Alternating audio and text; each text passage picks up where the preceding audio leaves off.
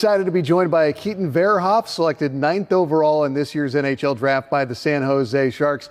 Keaton, tell me, what went through your mind when you found out the San Jose Sharks were drafting you? Yeah, just a lot of excitement. I'm both for me and my family, and just kind of for me and as an organization standpoint. I mean, where they're at and the type of organization they are right now is a pretty cool opportunity for myself, and just kind of with the players they have and the young talent they have, it doesn't get much more exciting than Sharks.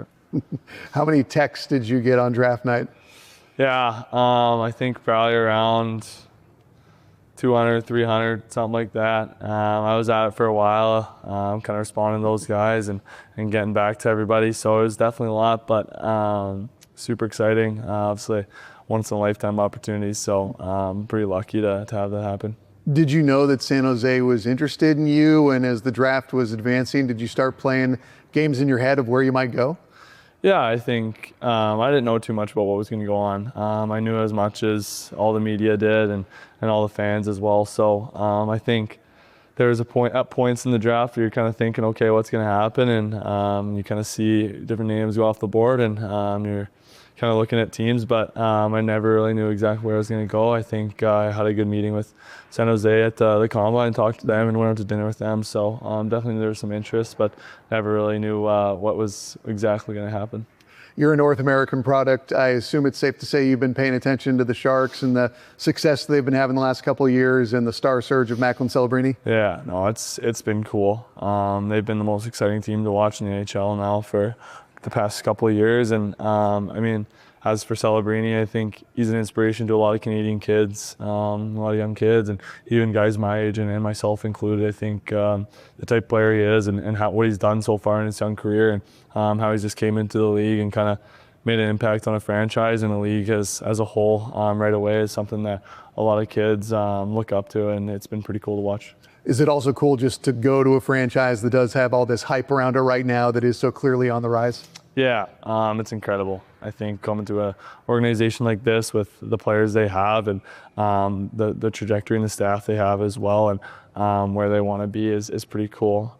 It's a group of young guys, and looks like from what you see from the outside, it looks like they have a lot of fun together and have a close group. So it's definitely an exciting one to be part of this organization and have the chance to keep working and getting better to eventually make that jump to pro. Tell me about your background. I hear you were not always a defenseman.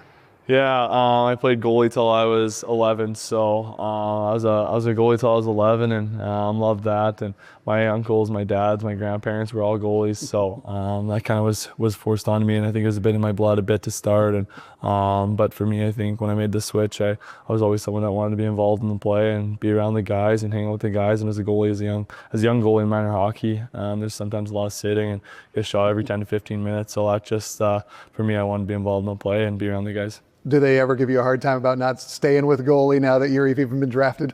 Yeah, no, not too much. I got a super supportive family, and my mom was a big supporter of me making the switch and doing whatever kind of made me happy and what I was the most kind of passionate about. And everyone in my family has been super supportive of me, and I'm kind of just excited for how my journey's gone.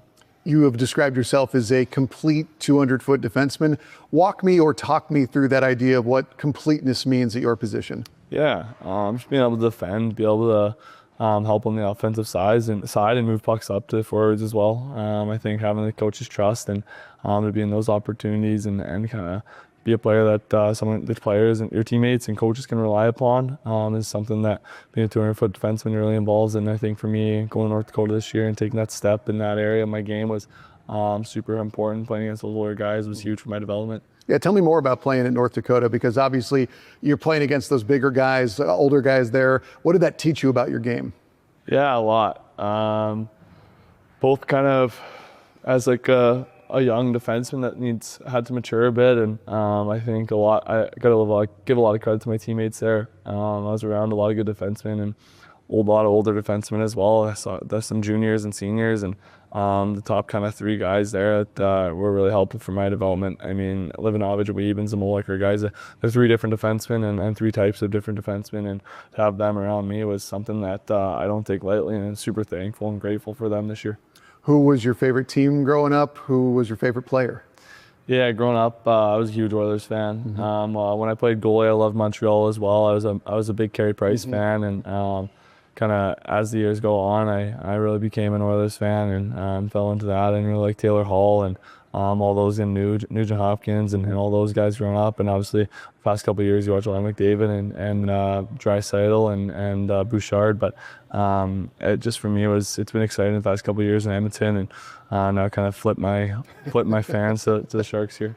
Are there other defensemen around the NHL right now that you look at and you see something in your game and you think, I want to develop that skill set? Yeah, I think 100%. I think as a whole player, I try to really model my game after Thomas Harley. But I mean, you watch so many different guys in the NHL, and I think I love watching guys and seeing what works for him and seeing how I can kind of use that skill and or use that kind of whatever it is and implement it into my game. Obviously, if it works for one guy, it's not necessarily going to work for another guy. So watching everybody and kind of taking what they do and seeing what you can do in your game. Your cousins, Colton, Kirby, Doc, did they guide you through the draft process at all? Have they told you about what you're getting yourself into now that you're drafted by an NHL team and ready to take these next steps in your career? Yeah, 100%. I think they were important for me, not just this year, but years prior. They've been so huge for my development and me as a person too. I mean, obviously they've both gone through this process and have both been to development camp and both made an NHL team. And so I think for them, having them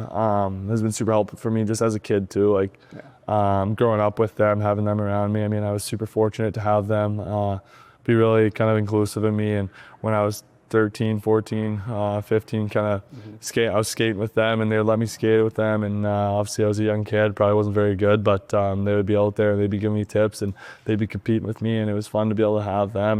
And they also, I think a lot of it also made me a lot tougher as a kid. They definitely beat up on me a bit. I mean, Colton was 5 years age difference, and he was definitely beating up on me a lot and kind of toughened me up.